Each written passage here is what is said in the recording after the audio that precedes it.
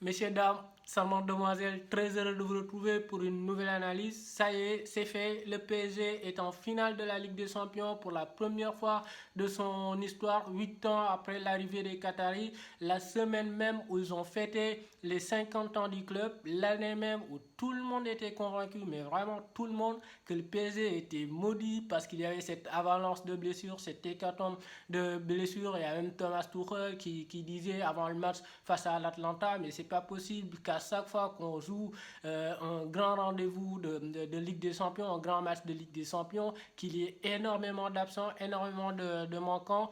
Ça veut dire tout simplement une chose que le football, c'est avant tout un sport qui est assez rationnel et que la vérité du terrain prévaut finalement sur toutes les autres considérations. Et la vérité du terrain aujourd'hui, ça a été véritablement que le PSG était au-dessus de l'AS Nice. Le PSG était largement supérieur, qu'il y avait deux classes d'écart véritablement. On a vu une équipe du l'AS Nice qui est venue un peu bridée, un peu inhibée, un peu crispée, un peu voilà, dépassée par les événements et qui a beaucoup trop respecté le PSG. On n'a pas pu déceler les préceptes qui faisaient de cette équipe une machine collective capable de ridoyer n'importe quelle équipe, capable de lui marcher dessus.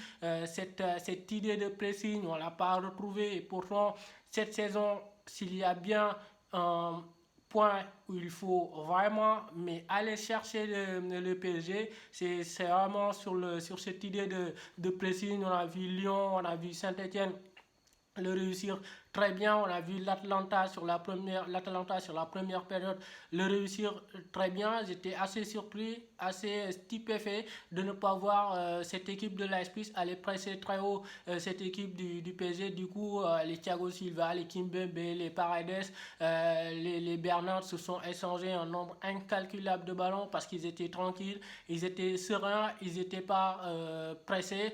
Et du coup, c'était beaucoup plus facile de ressortir proprement les ballons. On n'a pas vu une certaine maturité dans les sorties de balles qu'on voyait habituellement.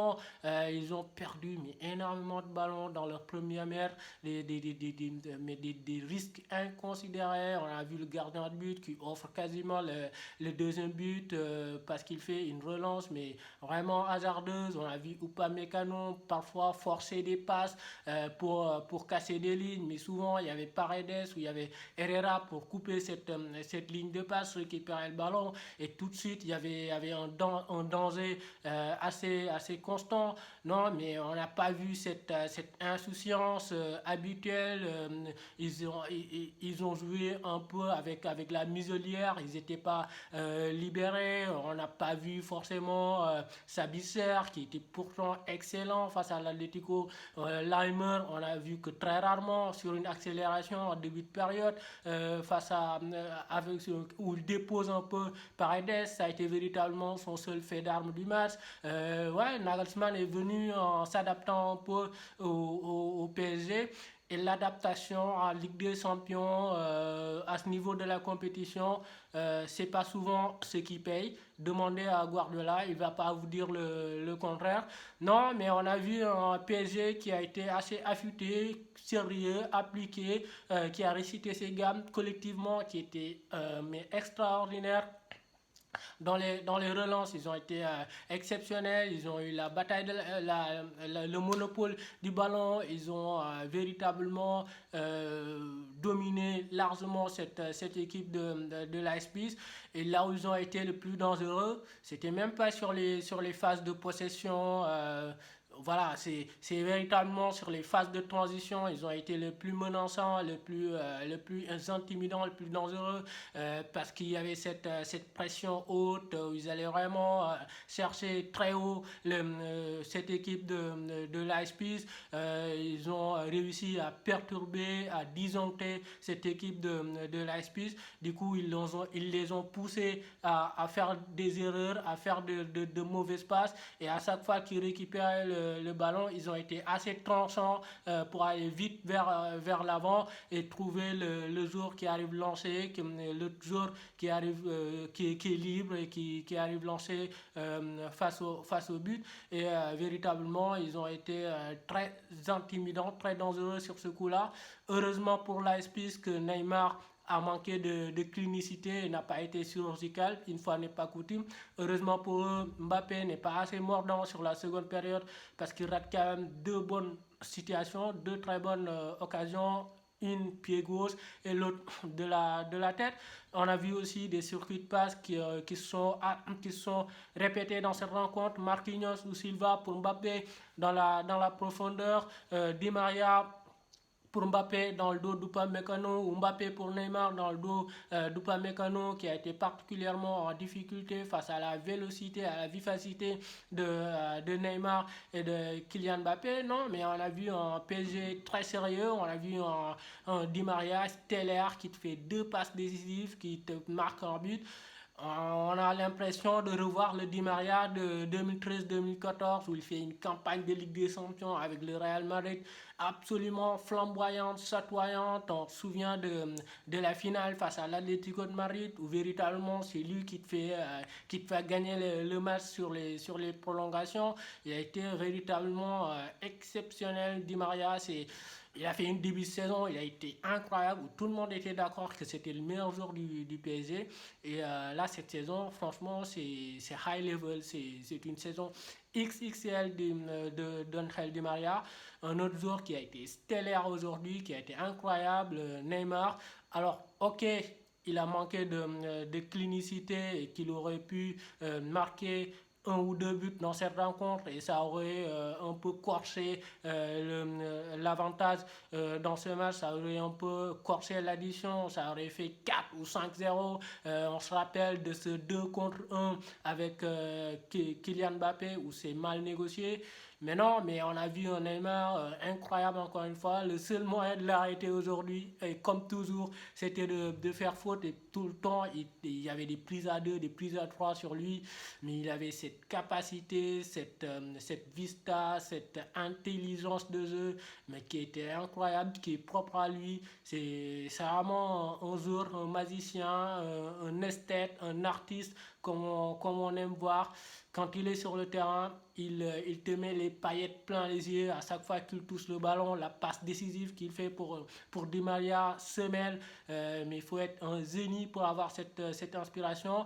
Non, mais cette saison, il est particulièrement épanoui au PSG. On se souvient du début de saison où il avait des velléités de départ, notamment pour aller au FC Barcelone. Finalement, il n'y est pas allé, il est resté. Et on a vu les supporters qu'il prenait un peu à partie et qu'il sifflait à chaque fois qu'il jouait au Parc des Princes. Mais là, je ne suis pas sûr qu'il existe un supporter parisien qui a une dent ou qui a une once de rancœur envers Neymar parce qu'il est tout simplement exceptionnel et il est bien parti pour peut-être gagner cette Ligue des Champions avec le PSG parce que cette année, Dieu merci, il a été épargné par les blessures parce qu'il avait manqué les matchs face à Manchester United, il avait manqué le match retour face au Real. Cette année, il est épargné par les blessures et c'est peut-être la bonne année pour le PSG. Et mention spéciale au garde derrière, je vous nommais Kimpembe et Thiago Silva et aussi Marquinhos qui ont fait un match mais extraordinaire. Kimpembe dans l'engagement, dans l'impact physique, dans le défi physique. Alors oui, parfois il peut être un peu excessif dans ses interventions, mais il a été véritablement incroyable aujourd'hui dans tout ce qu'il a fait, les interventions, les tacles.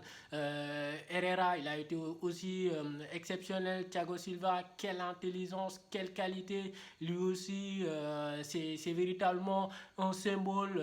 C'est l'un des hommes qui ont posé les premières pierres de cette PSG RR Qatari et aujourd'hui le voir aller jusqu'en finale de Ligue des Champions, véritablement l'année où il va vraisemblablement, tout porte à croire qu'évidemment il va quitter le PSG. L'histoire elle est belle, l'histoire elle est ouais, elle est exceptionnelle.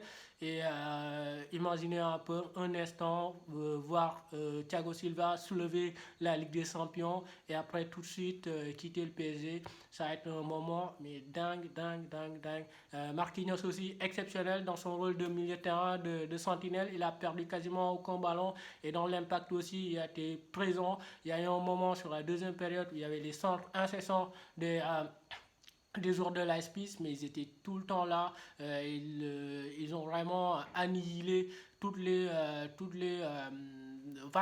actions offensives de l'AS Peace. Herrera exceptionnel. Et ça symbolise un peu l'état d'esprit collectif de cette équipe. C'est un groupe qui vit bien, qui vit très bien.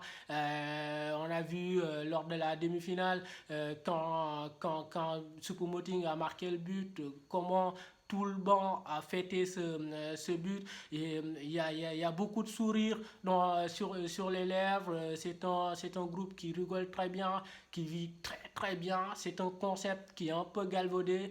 Mais là, le concept d'un groupe qui vit très bien, il prend tout son sens avec cette équipe du PSG. Les remplaçants, ils s'imprègnent très bien du groupe. À chaque fois qu'on fait appel à eux, ils sont présents, ils répondent et ils font leur taf. Le symbole, c'est évidemment Choupo-Moting qui ne faisait même pas partie de la liste des autres éligibles pour jouer la Ligue des Champions en janvier. Mais par un concours de circonstances, on le remet dans le groupe. Il rentre face à l'Atlanta, il te marque un but historique. Paredes, même s'il fait un début de match où il a été un peu emprunté, où il s'est fait un peu déposé par Leimer en tout début de match, il fait 2-3 mauvaises passes, il s'est bien racheté et il a fait un très bon match lui aussi. Herrera placardisé toute la saison, qui rentre et qui fait un très bon match. Sergio Rico, même s'il n'a pas eu un gros travail à faire aujourd'hui, il a répondu présent. Non, mais mentalement, c'est une équipe qui a gagné en expérience, c'est une équipe qui a gagné en confiance. Et ouais, cette année, ça a été un véritable collectif sur le plan de l'état d'esprit évidemment. Et aujourd'hui, on a vu un collectif sur le plan du jeu et c'est ça qui est le plus remarquable. Hommage à Thomas Tuchel aussi, qu'on a beaucoup critiqué cette saison et même la saison dernière. Il peut passer de pire coach du PSG sous l'ère Qatari à meilleur coach de l'histoire du PSG, de toute l'histoire du PSG, parce que s'il gagne la Ligue des Champions, à mon avis, on va lui faire une statue devant le Parc des Princes. Non, mais c'est simplement pour vous dire que le football va hyper vite, il va super vite et parfois, même quand on est critique, il faut savoir être nuancé parce que on ne sait jamais et que parfois être trop véhément dans les critiques n'est pas forcément la meilleure attitude à avoir parce que le football va super vite. Et, allez, on se quitte sur cette note et on se retrouve pour une nouvelle analyse. D'ici là, continuez à partager, continuez à liker. N'oubliez pas, football plaisir, c'est ce que ça se passe.